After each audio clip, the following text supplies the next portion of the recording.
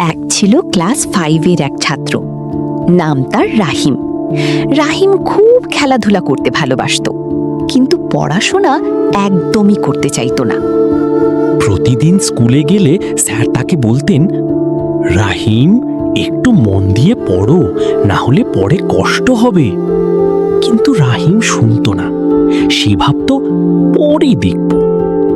একদিন হঠাৎ class test হলো।